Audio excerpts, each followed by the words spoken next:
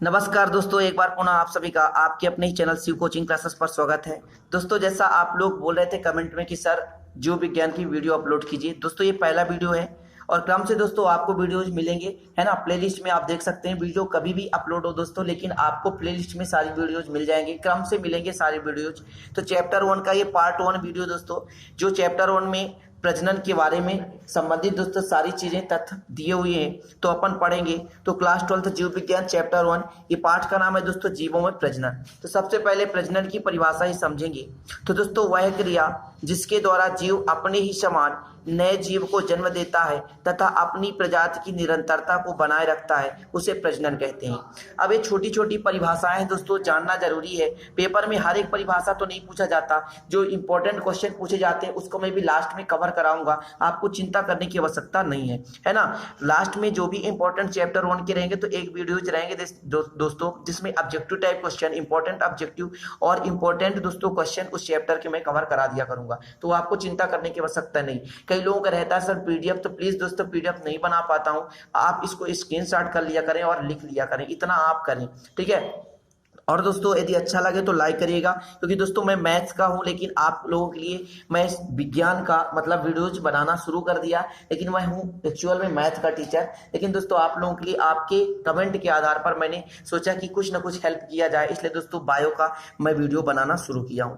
तो दोस्तों अपन को प्रजनन समझ में आए तो दोस्तों आपको पता होगा प्रत्येक जीवों में प्रजनन होता है। प्रजनन का मतलब दोस्तों अपने ही समान नए संतति को जन्म देना, अपने ही गुण धर्मों या गुणसूत्र के आधार पर नए जीवों को पैदा करना दोस्तों प्रजनन कहलाता है, ताकि दोस्तों निरंतरता बनी रहे। मतलब एक पीढ़ी से दूसरी पीढ़ी तक निरंतरता, जैसे मनुष्य दोस्तों कई सालों से लगातार चला आ रहा, जैसे हम लोग दोस्तों एक के बाद एक पीढ़ी, है ना, नए बच्चे पैदा होते हैं और दोस्तों वो निरंतरता बनी रहती है। चाहे जीव जंतुओं में ले लें दोस्तों, चाहे गाय भैंस सभी में, चाहे पेड़ पौधों में ले लें दोस्तों, पेड़ पौधों में भी क्या होता है, प्रजनन होता है, ठीक है। तो दोस्तों सभी में प्रजनन होता है, चाहे जीव हो, चाहे कीड़े हो, चाहे दोस्तों पक्षी हो, सभी में प्रजनन होता है। और प्रजनन से क्या होता है दोस्तों, अपने ही समान नए संतति पैदा होती हैं और उनकी निरंतरता बनी रहती है, मतलब हमेशा वही निरंतरता चलता रहता है।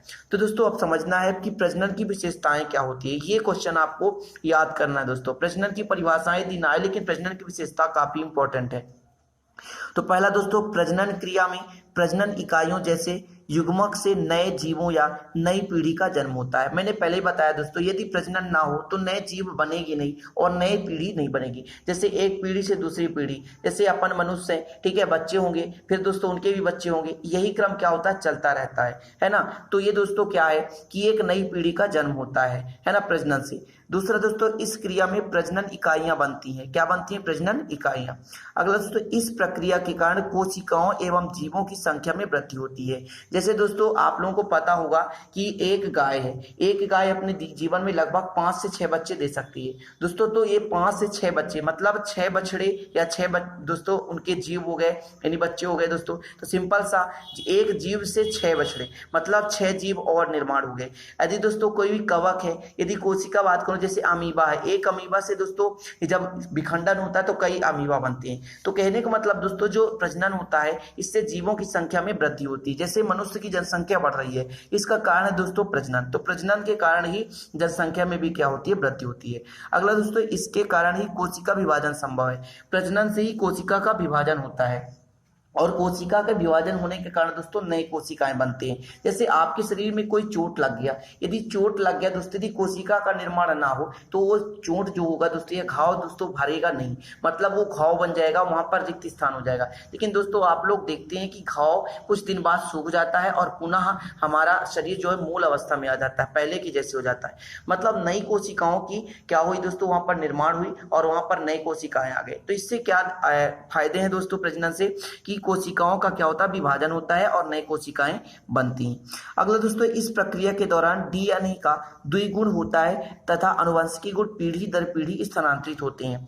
दोस्तों आप लोगों को पता होगा डीएनए का पूरा नाम डीऑक्सीराइबोज न्यूक्लिक अम्ल।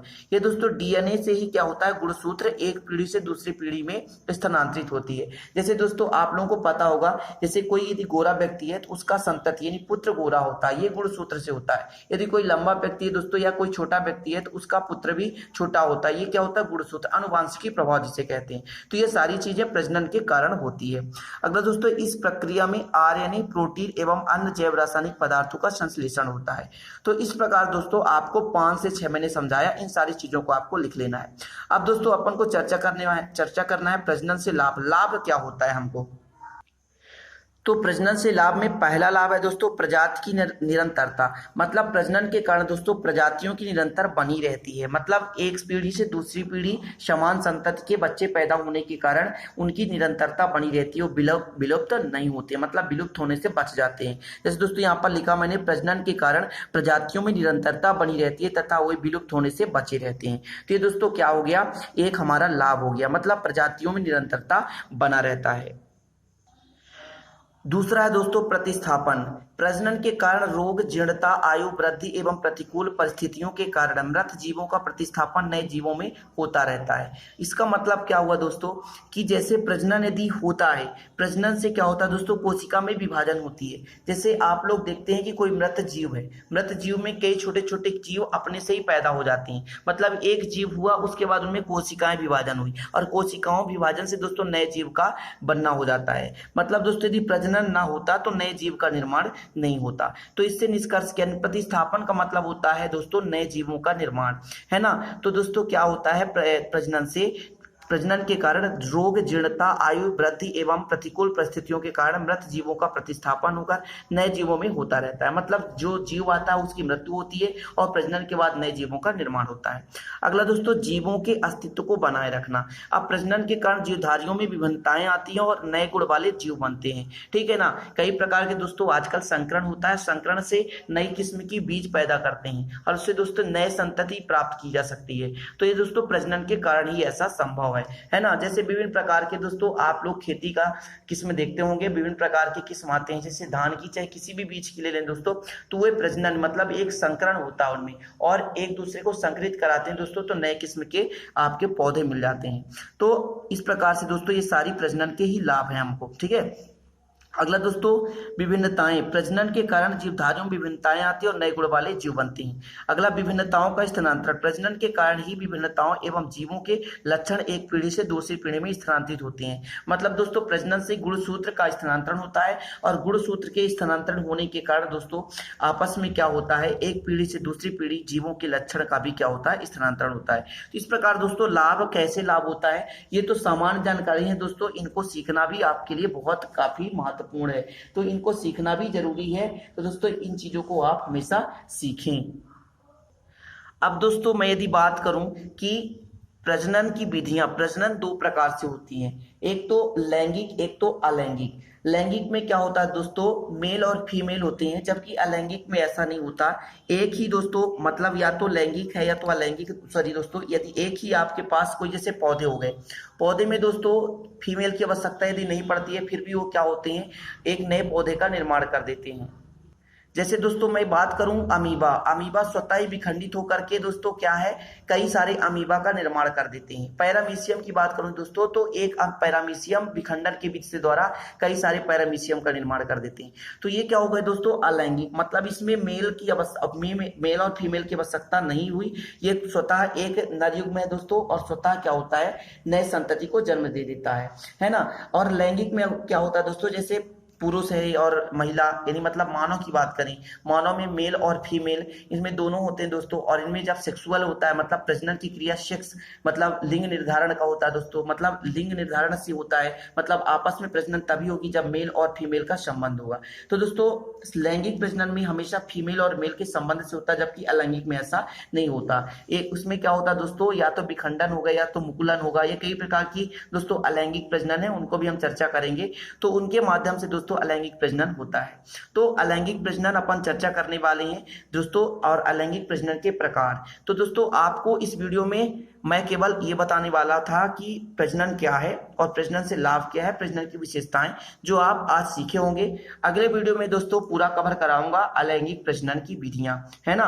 तो अलैंगिक प्रजनन क्या है उसके बारे में चर्चा करूंगा। तो प्रजनन की 2 विधियां, इतना आप आज समझ लें कि प्रजनन की 2 विधियां कौन कौन सी दोस्तों, अलैंगिक प्रजनन और लैंगिक प्रजनन, है ना। इनको फिर मैं दोस्तों डिटेल से कवर कराऊंगा, अलैंगिक प्रजनन और अलैंगिक प्रजनन क्या है दोस्तों, दोस्तों अलैंगिक प्रजनन में होता क्या है कि इसमें जनन कोशिकाएं नहीं होती है, केवल समसूत्री विभाजन द्वारा दोस्तों ये आपस में क्या होते हैं, टूटते हैं और दोस्तों नए संतति या नए इकाइयों को जन्म देते हैं। ठीक है, इसमें दोस्तों अर्धसूत्री विभाजन नहीं होता, इसमें कौन सा होता है, समसूत्री विभाजन होता है ना। और बिना निषेचन के दोस्तों, मतलब बिना सेक्सुअल रिलेशन, मतलब निषेचन, ठीक है, निषेचन समझे हिंदी में, बिना निषेचन के दोस्तों इकाइयां अपने नए जीवों को बना देती हैं, तो ये अलैंगिक प्रजनन कहलाता है। और लैंगिक प्रजनन में दोस्तों निषेचन की क्रिया होती है, मतलब मेल और फीमेल का आपस में संबंध होता है, तब नए जीव या संतति का निर्माण होता है। अब दोस्तों बायो में थोड़ा सा शर्माहट नहीं होना चाहिए, शब्द ही ऐसे आते हैं दोस्तों जो मनुष्य के संबंधित, मतलब दैनिक जीवन में जो भी दोस्तों प्रजनन संबंधित चीजें होती है तो थोड़ा सा इसमें शर्माहट होती है, लेकिन ऐसा जो बायो सब्जेक्ट पढ़ाई करता है उसको ऐसा नहीं होना चाहिए।